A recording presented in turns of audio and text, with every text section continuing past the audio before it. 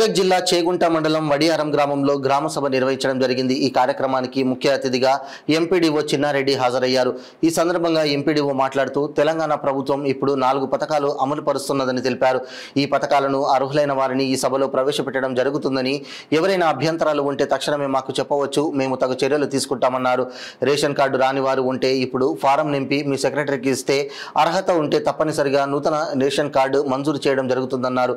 ఇలాగే మిగతా పథకాలు వాటి గురించి కూడా అప్లికేషన్ ఇస్తే మేము పరిశీలన చేసి అర్హత ఉంటే తప్పనిసరిగా మంజూరు చేయిస్తామని హామీ ఇచ్చారు।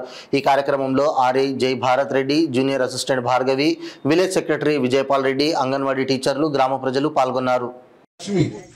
మరికుక్కుల లావణ్య, తీగల రజిత, చింతకింది యాదమ్మ, రాజీపేట మానస, చింతకింది చంద్రయ్య, ఒక్క సత్యమ్మ, కుమ్మరి పద్మ, వెల్దుర్తి అంజమ్మ, గొల్ల లావణ్య, పెరుమార్ల ప్రేమలత, గుల్లె గణేష్, మరికుక్కుల ప్రమీల, పుట్ట శివలక్ష్మి, వడ్డేపల్లి జ్యోతి, మహమ్మద్ ఇబ్రహీం, వీర అనిత, పులి నాగరాణి, షేక్ అస్మా బేగం, బొల్లి నాగమణి, నల్ల వనజ,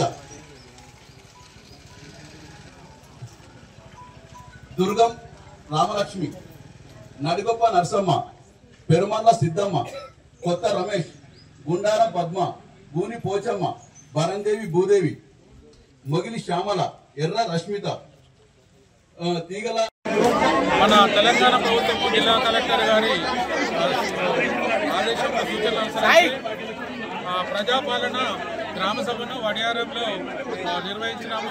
ఈ గ్రామ సభలో ప్రభుత్వము ముఖ్యంగా 4 పథకాల మీద అర్హత కొరకు ఒక జాబితాను తయారు చేసి గ్రామ సభకు పరిశీలన కోసం పెట్టడం జరిగింది। అది మొట్టమొదటిది ఇందిరమ్మ ఆత్మీయ భరోసా। దీనిలో ఏంటంటే 2023-24 సంవత్సరంలో ఎన్ఆర్ఏ జాబ్ కార్డు కలిగి ఉండి 20 రోజులు పని చేసి అసలు ఒక గుంట కూడా వాళ్ళకు వ్యవసాయ భూమి లేని వాళ్ళకు సంవత్సరానికి 10,000 చొప్పున ఇవ్వడానికని నిర్ణయం తీసుకున్నారు। ఆ అర్హుల జాబితాను తయారు చేయడం కోసం ఈరోజు గ్రామ సభలు చర్చించడం జరిగింది। 83 మందికి ఈ గ్రామంలో పేర్లు రావడం జరిగింది। అందులో కూడా కొంతమందికి భూమి ఉన్నట్టు గ్రామ సభలో తెలియదు కాబట్టి ఆ భూమి ఉన్న వాళ్ళను తీసేసి భూమి లేని వాళ్ళకు ఇవ్వడం జరుగుతుంది।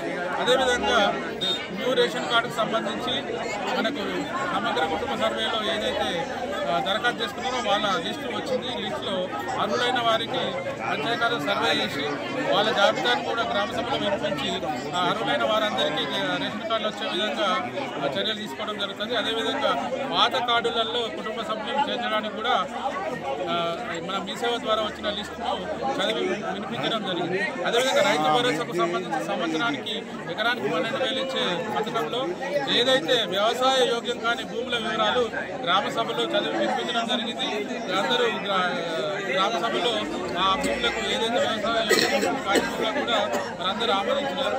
అదేవిధంగా ఇందిరమ్మ ఇండ్ల పథకంలో గతంలో ప్రజాపాలన పెంచుకున్న దరఖాస్తు ఏదైతే మనకు 500 మైళ్ళకు వడియారంలో వచ్చినాయి, ప్రతి ఇంటికి తిరిగి ఆ ఇండ్ల వివరాలు సేకరించి ప్రస్తుతానికి ఏంటంటే పెంకుటిల్లు, గుడిసెలు, తర్వాత మట్టి గోడలు వివరాలు రావడం జరిగింది। తర్వాత అదేవిధంగా ఇళ్ల స్థలాలు లేని వివరాలు కూడా వచ్చినాయి। వాటన్నింటినీ సభ్యులకు వచ్చిన గ్రామస్తులను చదివి వినిపించి మరి ఈ 4 పథకాలలో అర్హత కలిగి ఉండి ఎవరి పేరైనా రానట్లయితే వారు ఇక్కడ గ్రామ పంచాయతీ సెక్రటరీ గారి దగ్గర దరఖాస్తు ఫారం తీసుకొని ఈరోజు పూర్తి వివరాలతో ఇస్తే మళ్ళీ వీరితో పాటే మంజూరికి మనం పంపిస్తాము। ఈ ప్రక్రియ అనేది నిరంతరంగా కొనసాగుతుంది కాబట్టి ఎవరు కూడా రాలేదని టెన్షన్ పెట్టుకోకుండా అర్హులైన ప్రతి ఒక్కరూ దరఖాస్తు చేసుకోవాలి। ఈరోజు గ్రామ సభకు రాని వారికి కూడా రేపటి నుంచి మండల కార్యాలయంలో ప్రజాపాలన సేవా కేంద్రం కూడా దరఖాస్తులు ఇవ్వచ్చు। కాబట్టి ఈ విషయము ప్రజలందరూ గమనించాలి, ఏమీ రాలేదని ఫీల్ కావద్దు, అవకాశాన్ని సద్వినియోగం చేసుకోవాలని కోరుతున్నాను।